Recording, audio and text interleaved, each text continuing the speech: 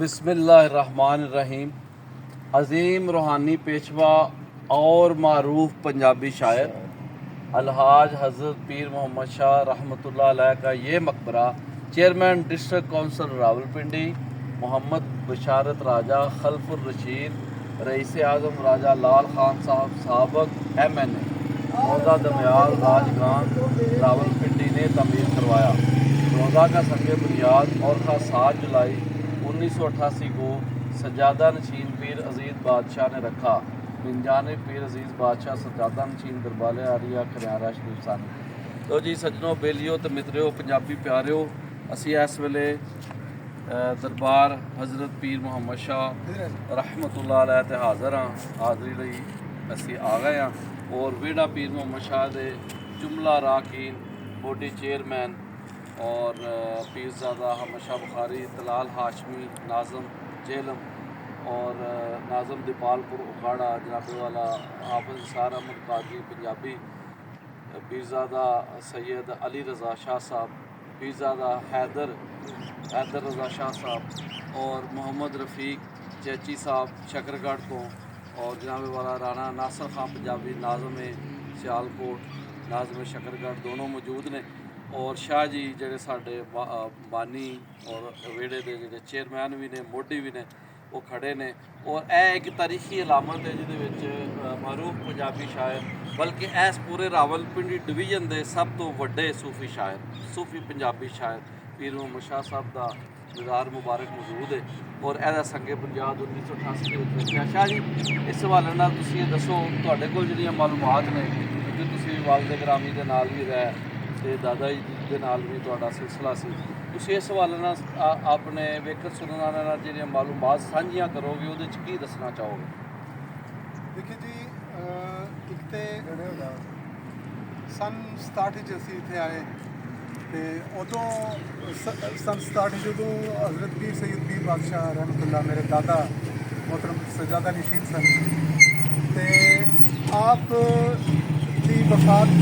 ਦਾਦਾ ਜੀ ਦੀ ਵਫਾਤ ਜਿਹੜੀ हज़रत पीर साहब पीर सैयद पीर बादशाह जो दादा की मैं गल कर रहा उन्होंने वफात मई सन 1974 होती सी तो उस तो बाद सजादा नशीनी मेरे वालिद साहब हज़रत पीर सैयद अजीज़ बादशाह जिन्हों का जिक्र ना है उन्होंने हथ आई तो उन्होंने सजादा नशीनी दे टाइम उस इत्थे प्रोग्राम होंदे रहे हर तरह के शोरा इत्थे बड़े बड़े नंबर आए सन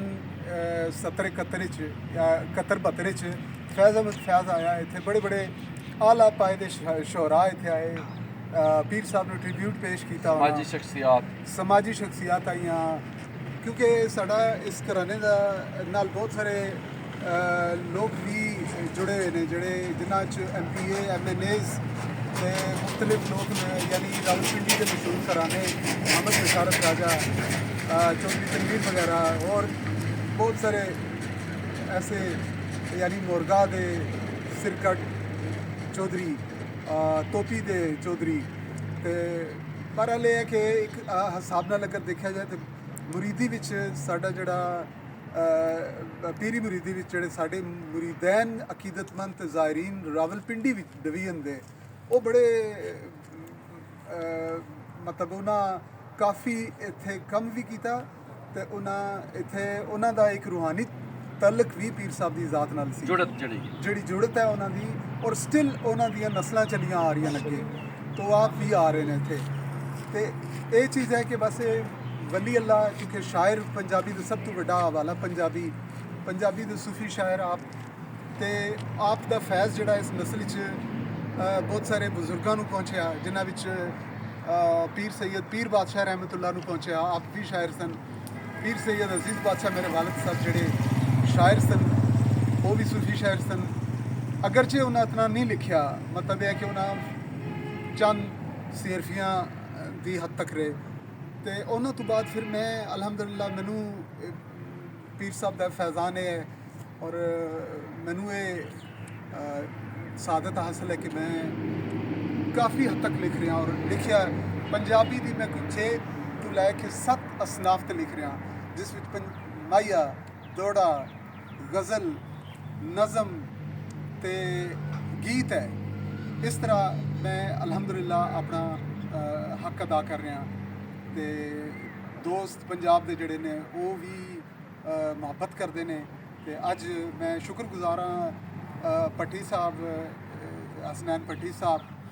ਤੇ ਤਲਾਲ ਹਾਸ਼ਮੀ ਸਾਹਿਬ ਤੇ ਜਿਤਨੇ ਜੁਮਲਾ ਦੋਸਤ ਨੇ ਨਾਸਰ ਅਲੀ ਖਾਨ ਪੰਜਾਬੀ ਸਾਹਿਬ ਤੇ ਆਪਣੇ